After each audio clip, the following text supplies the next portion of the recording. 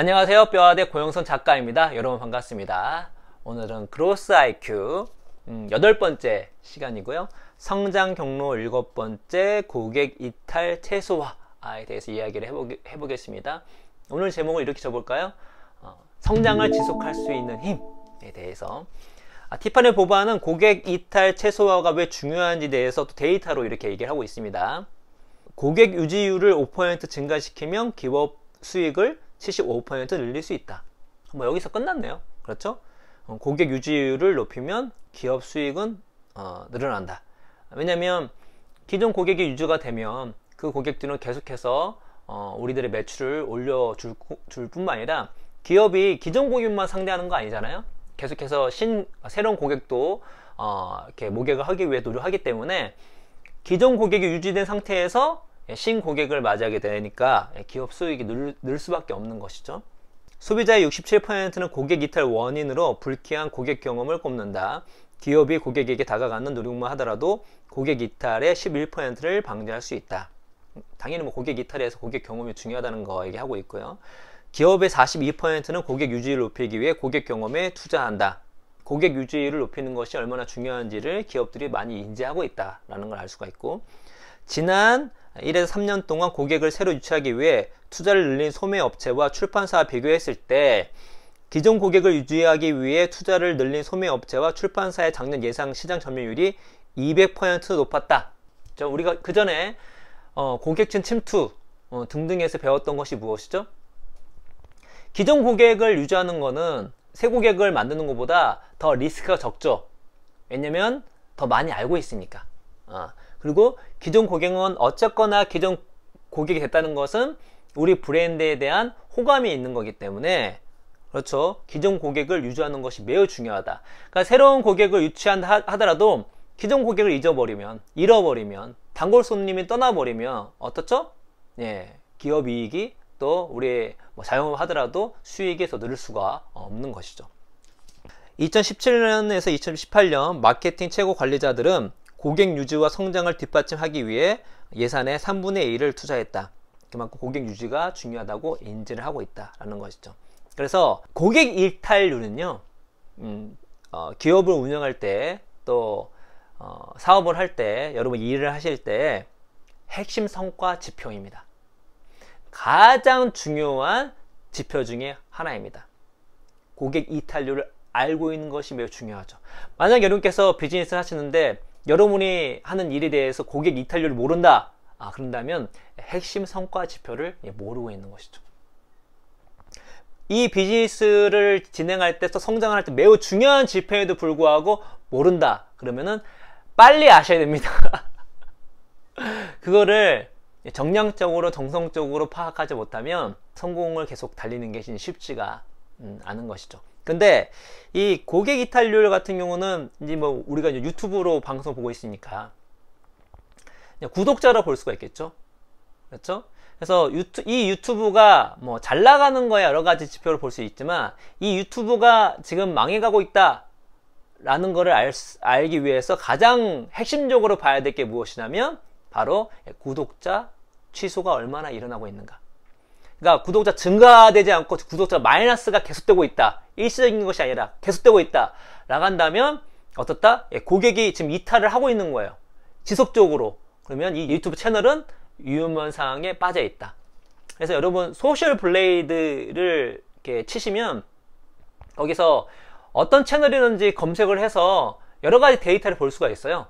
거기에 구독자가 지금 증가하고 있는지 줄어들고 있는지, 뷰수는 어떻게 되고 있는지, 그리고 추정 수익은 얼만큼인지가 다 나와 있습니다. 그래서 여러분께서 이 채널 지금 어떻나 하고 소셜 블레이드 검색 딱 해보시면 답이 쫙 나옵니다. 저희도 그걸 보고 판단하거든요. 그래서 저희 체인지 그라운드 뼈아대 신박사 TV를 보시면 저희는 고객 이탈이 별로 없고 계속적으로 증가하고 있다는 것을 보실 수 있고요. 여러분이 알만한 유명 그 유튜버 중에 적지 않은 사람들이 이런 경쟁이 포화되는 가운데 구독자가 지속적으로 줄어드는 상황이 많이 연출되고 있습니다. 그분들 같은 경우는 뭔가 새로운 어떤 돌파구를 찾지 못한다면, 특히 떨어져 나가고 있는 고객들을 다시 붙잡지 못한다면, 구독자를 붙잡지 못한다면, 미래가 되게 암울하다고 볼 수가 있겠죠. 지금은 되게 구독자가 많은 것 같아도 지속이 되면 어떻다? 망해가는 것입니다.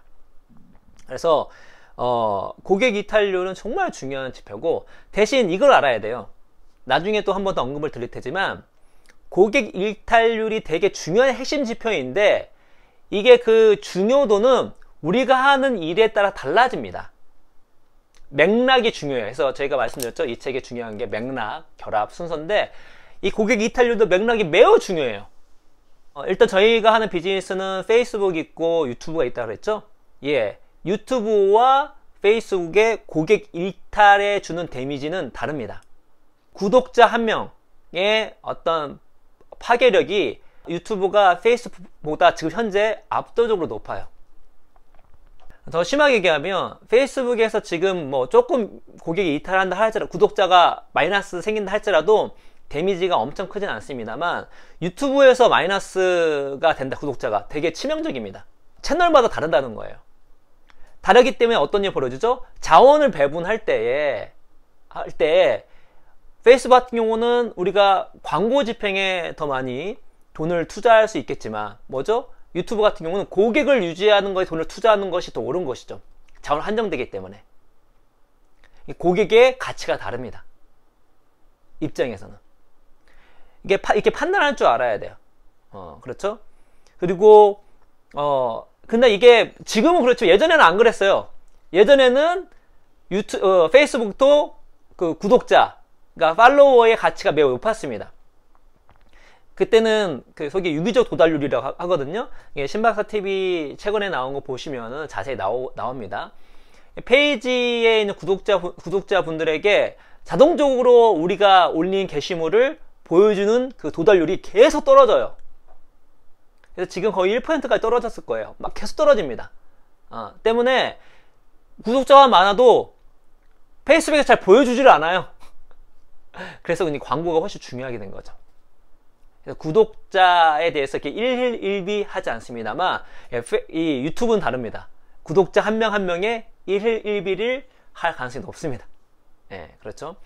또 하나, 내가 하는 비즈니스가 고객 이탈을 쉽게 할 수 있는 것인가, 내적인 외적인 어떤 충격이 왔을 때 고객 이탈이 쉽게 되는 비즈니스 모델인가 아닌가를 판단하는 것도 매우 중요해요. 그런 맥락을 파악하는 게 중요합니다. 예를 들어서 카카오톡이나 페이스북 같은 SNS 같은 경우는요, 고객 이탈이 쉽지가 않아요. 한번 플랫폼이 구축이 되면.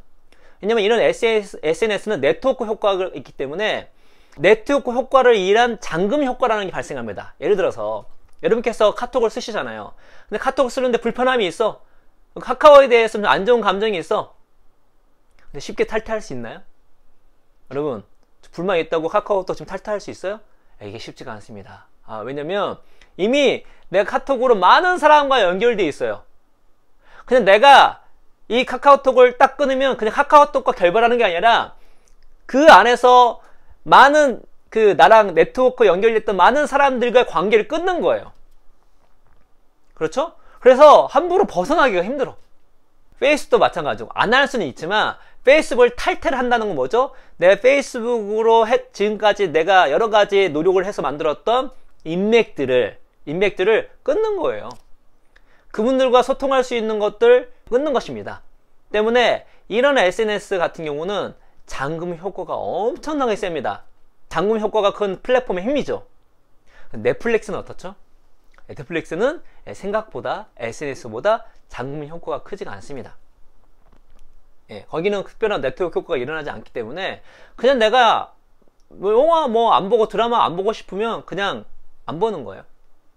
그냥 구독 취소하고 그냥 이렇게 돈 안 주면 끝입니다. 그러니까 내가 이거를 그만뒀을 때 내 고객 입장에서 이 서비스를, 이 제품을, 이 상품을 딱 버렸을 때에 내가 얻는 가치가 얼마나 크냐에 따라 달라지는 거죠. 그래서 훌륭한 정말 강력한 비즈니스는 뭐죠? 잠금 효과가 큰 비즈니스입니다. 왜? 고객 이탈률이 최소화될 수밖에 없기 때문에. 고객 이탈이 쉽지 않기 때문에. 심지어 고객이 싫어도 나가기 힘들어요. 예를 들어 이건 거예요. 이 식당을 갔는데 식당이 서비스도 불친절하고 상황이 아무튼 안 좋아. 근데 음식이 너무너무 맛있는 거예요. 아, 여기 서비스 별로여도 사람들이 별로 마음에 안 들어도 이 음식 때문에 떠날 수가 없네 라는 것이죠. 근데 보통 블라인드 테스트 해가지고 구별하기 힘든 업종 같은 경우, 커피 산업 같은 게 그렇죠. 거기 같은 경우는 맛의 변별력이 생각보다 엄청 크지 않습니다.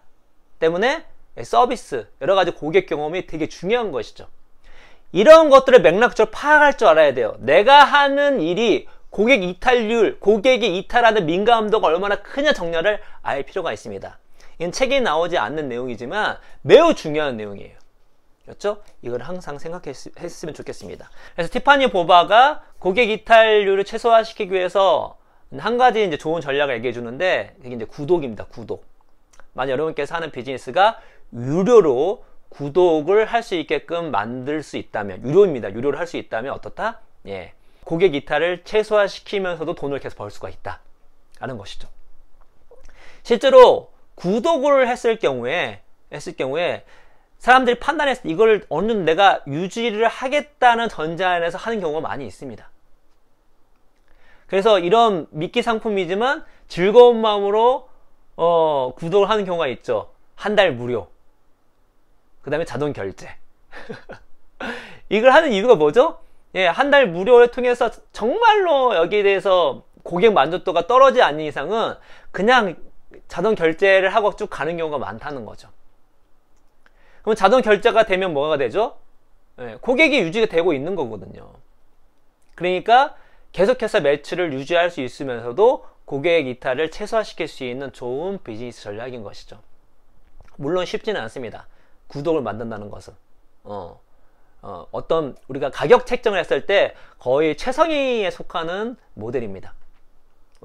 저희 같은 경우도 이제 무료 보안제를 통해서 플랫폼을 형성하는 거가 1차가 있고요. 저희도 2차로 할 비즈니스가 아마 거의 구독 시스템, 유료 구독 시스템이 될 확률이 높습니다. 그렇게 하기 위해서 고객들에게 정말로 이건 내가 지속적으로 돈을 내면서도 유지할 수 있겠구나 라는 정도의 퀄리티 높은, 상대적으로 퀄리티 높은 상품을 여러분께 선보이는 것이 매우 중요한 것이죠. 그렇죠? 그래서 만약 여러분께서 비즈니스를 하실 때 무언가 유료로 구독시킬 수 있다면 베스트입니다. 그래서 그거를 항상 먼저 상정하시고 비즈니스 모델, 특히 프라이싱, 가격 책정을 하실 필요가 있습니다. 근데 이건 여담인데, 여담이 좀 중요합니다. 이제 이 책 안 사신 분은 잘 크게 신경 안 쓰셔도 되지만, 사신 분들은 이거를 꼭 바꿔주세요. 243페이지를 보면 이런 내용이 나옵니다. 2015년에 발표된 한 연구 결과에 따르면 보통 구글 플레이 모바일 앱은 다운로드가 끝나고 3개월 안에 매일 실제 사용자의 77%를 잃고 90일이 지나면 95%를 잃었다. 뭔가 이상하죠? 3개월이 90일인데 3개월 안에 77%를 잃었는데 90일이 지나면 95%를 잃는데요. 이상하죠? 이거 이제 신 박사님이 찾아내신 거예요. 역시 관찰의 신. 그래서 신 박사님 이거 이상하다. 이거 번역이 잘못된 것 같다. 그래서 제가 살펴봤습니다. 그랬더니 번역이 잘못된 게 아니에요. 티파니 보버가 이렇게 잘못 쓰셨습니다. 이게 원래 책을 쓰면 실수한 경우가 있어요. 저희 책도 마찬가지고. 그래서 뭐를 어떻게 실수했냐를 제가 보기 위해서 이게 이제 원서에 출처가 있잖아요. 원서 출처를 살펴봤어요. 근데 놀랍게도 원서 출처 내용도 잘못 나왔어요. 이렇게 나온 거예요. 그러니까 번역이 잘못된 건 아닌데 티파니 보바 그 저자가 책에 잘못 쓴 내용인데, 잘못 쓴 내용이 아니라 인용 내용이 잘못된 거예요. 그러니까 인용한 출처도 잘못 나와서 이렇게 나와 있어요. 잘못된 거죠. 근데 인용한 사람이 또 인용을 뭔가를 했을 거잖아요. 그게 논문을 인용한 건데 그걸 또 찾아봤습니다. 찾아봤더니 이렇게 나왔습니다. 3개월 안에 매일 실제 사용자, 이건 데일리 액티브 유저인데요. DAU인데, 그러니까 하루 동안 실제로 순수하게 그 서비스를 사용한 사람인데 3개월이 아니라 3일 안에 매일 실제 사용자의 77%를 잃고가 맞습니다. 90%는 맞고요. 제가 이제 그래프를 보여드릴 테니까 참고하시면 됩니다. 근데 이걸 통해서 알 수 있는 건 뭐죠? 앱. 여러분께서 아마 앱에 관련된 사업을 하신다면 어떻다? 이만큼 고객 이탈을 유지하는 것이 힘들다라는 것을 우리가 알 수가 있는 것이죠. 앱 비즈니스 같은 경우 3일 지나면 77% 고객이 사라지는 거예요. 이 사용자가 사라져 버립니다. 그만큼 이 앱을 다운로드 받았을 때 그 사람들을 이제 고객으로 만들고 아주 구독으로 만들 때까지 정말로 퀄리티 높은 어떤 고객 경험을 선사해 주는 것이 중요하다는 걸 우리가 알 수가 있는 것입니다. 그럼 고객 이탈을 최소화시키기 위해서 필요한 게 무엇일까요? 티파니 법안은 이런 얘기를 하고 있습니다. 기업은 고객 이탈을 줄이기 위해 노력하기 전에 이탈이 발생하는 원인을 파악해야 된다는 것이죠. 고객이 이미 이탈을 하게 된다면 이미 큰일이 벌어진 거예요. 그러니까 그 전에 우리가 하는 비즈니스에서, 우리가 하는 일에서 고객이 어떤 상황에서 이탈할 것인가를 미리 예상을 해서 시나리오를 짜고 거기에 미리미리 대응하는 것이 중요하다는 것입니다. 정말 중요해요. 이미 일이 벌어지면 돌이킬 수 없는 상황이 많습니다. 왜냐면 고객 이탈이 됐을 때는 그 원인이 매우 다양할 수가 있고 어떤 힘 자체가 글로 흘러가고 있기 때문에 그거를 복구하는 것은 시간과 비용이 정말 많이 들고 실패할 확률이 높습니다. 그 전에 미리 고객이 이탈하게 될 여러 가지 시나리오를 상상해서 그걸 미리 막을 필요가 있는 것이죠. 그거를 잘 하는 회사가 누구죠? 넷플릭스죠. 넷플릭스는 정말 훌륭한 회사입니다. 그래서 넷플릭스를 처음 나왔을 때 플랫폼에 워낙 관심이 많고 플랫폼에 관련된 책을 많이 읽어서 넷플릭스가 처음 나올 때 좀 성장하겠지만 리스크가 좀 많이 있겠다 그 생각을 많이 했습니다. 왜 그러냐면 보통 그 잘 나가는 플랫폼이 갖고 있는 잠금 효과가 크지가 않아요. 넷플릭스는. 왜냐면 네트워크 효과가 없기 때문에. 우리 페이스북 말씀드렸죠? 카카오톡 말씀드렸죠? 카카오톡 한번 네트워크 효과가 발생하게 되면 탈퇴하기가 힘들다니까요. 넷플릭스는 쉬워요. 근데 이거는 넷플릭스가 미리 알고 있었다는 거죠. 알고 있었어요. 왜냐면 넷플릭스가 콘텐츠를 소비하는데 더 좋은 콘텐츠를 만드는 비슷한 업체가 나타났어. 그럼 옮겨 타는 거예요. 옮겨 타는데 큰 문제가 없어요. 그렇죠? 그래서 넷플릭스가 한 게 뭐죠? 뭡니까? 예, 오리지널 시리즈. 그러니까 넷플릭스에서만 볼 수 있는 오리지널 드라마를 엄청난 투자를 통해서 많이 만든 겁니다. 실제로 넷플릭스가 오리지널 드라마나 영화에 투자한 금액이 어마어마해요. 본인들이 얻었던 영업이익의 상당 부분을 오리지널에 투자한 거죠. 왜냐면 여기 플랫폼 자체가 잠금 효과가 크지 않지만 컨텐츠가 넘사벽으로 좋으면 그것이 잠금 효과를 발휘할 수 있다고 판단한 겁니다. 때문에 잉여이익을 그냥 유보하는 것이 아니라 아니면 다른 거에 쓰는 것이 아니라 컨텐츠에 올인을 했습니다. 그것이 효과를 발휘하고 있는데 그래도 이 디즈니 플러스가 나오기 때문에 앞으로 어떻게 될지 모르겠습니다. 어떻게 될지 모르겠어요. 실제로 미국에서는 지금 넷플릭스가 구독자 포화가 돼가지고 최근에 역성장 났다고 말씀드렸죠. 2분기 그 넷플릭스 역대 최고 매출과 영업이익을 냈음에도 불구하고 어닝 서프라이즈를 했음에도 불구하고 주가가 급락을 했습니다. 왜요? 미국은 구독자가 역성장이 나고 글로벌로는 예상한 것보다 훨씬 더 성장이 더뎠기 때문에 급락한 거예요. 영업이익을 많이 냈음에도 불구하고. 그만큼 이게 고객을 유지하는 것과 신고객을 유치하는 것이 쉽지 않은 상황인데 지금까지 그렇게 해냈는데 앞으로도 그게 가능할까에 대해서는 여러 가지 의문점이 드는 겁니다. 근데 넷플릭스는 충분히 그걸 인지하고 있어서 이런 어려움을 얼마나 잘 타개할지 매우 기대가 되는 회사가 넷플릭스입니다. 그렇죠? 그러니까 미리 파악하는 게 중요한 거예요. 미리 파악해서 거기에 대응하는 것이 최고의 수입니다. 그래서 여러분께서 하시는 비즈니스에 시나리오를 그려보세요. 어떻게 하면 우리 기존 고객들이 우리 단골들이 고객이 이탈될 것인가? 그 시나리오를 짜서 거기에 대응하는 것이 되게 중요합니다. 미리 이탈하기 전에. 책에서는 이제 두 가지 정도를 이제 팁을 주는데 한 가지는 뭐냐면 고객이 문제를 갖고 전화를 걸어올 때, 다시 말해서 고객이 뭔가 문의를 할 때 어떻게 대응하냐에 따라서 고객 이탈을 막을 수 있다는 것이죠. 그거는 뭐 불만 사항이 될 수도 있고요. 서비스에 대해서 문의를 할 수가 있고, 그렇죠. 여러 가지가 될 수 있겠죠. 이게 매우 중요한 이유가 무엇이냐면 제가 통신사를 바꾸었을 때 기존 통신사의 엄청난 최악의 고객 경험을 한 적이 있습니다.